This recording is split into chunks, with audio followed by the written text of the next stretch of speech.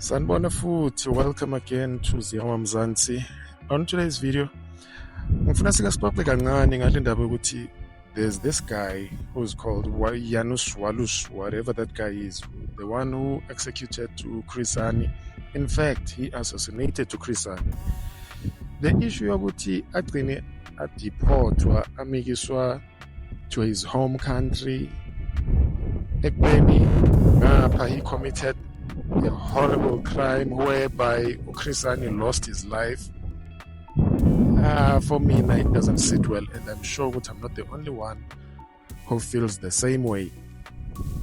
In a way that the guy has been released on parole, and recently, in fact, yesterday, if not day before, he was deported back to Poland. And this thing, it doesn't sit well with me because we have structures that were meant to protect and defend some of the things. And at this point, I feel justice didn't do justice to Ifemeliga Hani in this matter, whereby they let this Janusz Waluś guy to be deported back to his country. And it doesn't make sense, man. It doesn't make sense. Just listen to this video and then we'll talk again. In Lesotho, and were able to set up the underground and military units inside the country and began to operate. South Africa became nervous. They decided to eliminate me in 1981 by sending an agent to plant a bomb under my car. That attempt was abortive. Then they made 2 other attempts to get me killed. In 81, rather than 82 or 81, I'm not sure, they sent units of the SADF to go and kill as many of our people inside the suit, including refugees.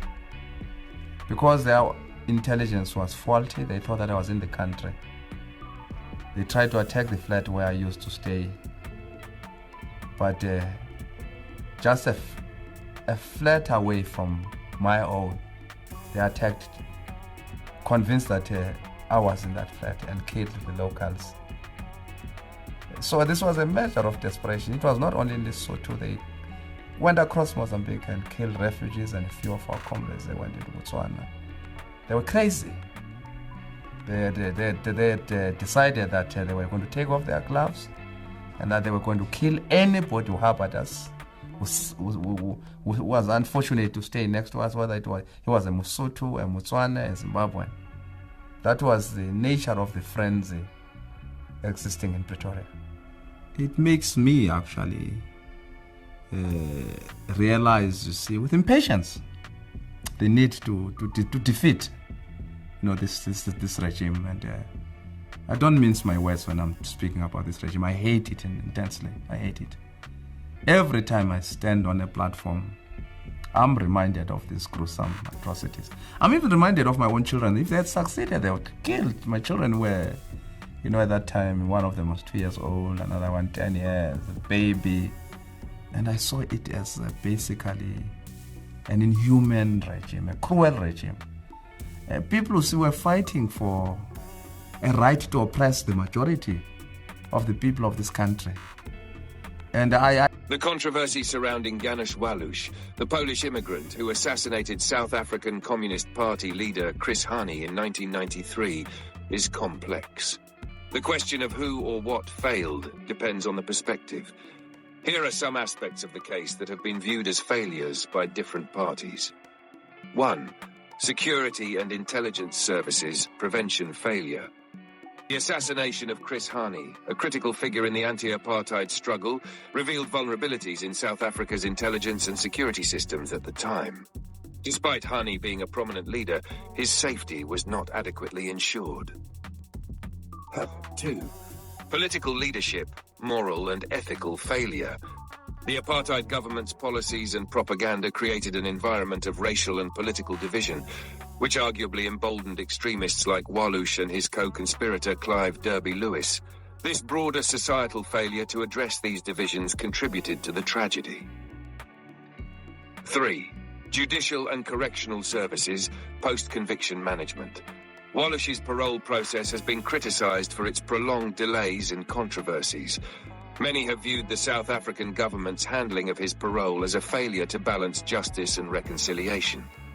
After serving almost 3 decades in prison, Waluś was granted parole by the Constitutional Court in 2022, sparking outrage among some South Africans who felt this undermined justice.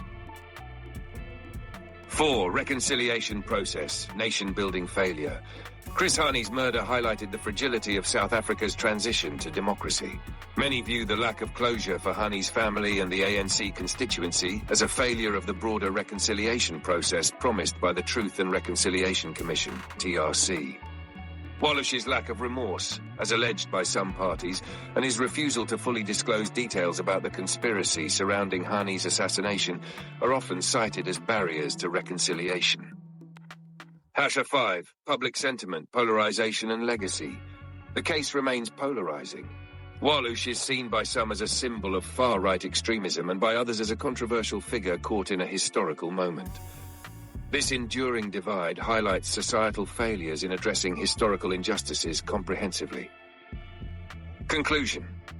The failure in the Janusz Waluś matter is multifaceted. It spans issues of security, governance, justice, and reconciliation. While his parole decision by the Constitutional Court was legally justified under South African law, the social and emotional wounds his crime inflicted remain largely unresolved, demonstrating the ongoing challenge of reconciling a deeply divided society.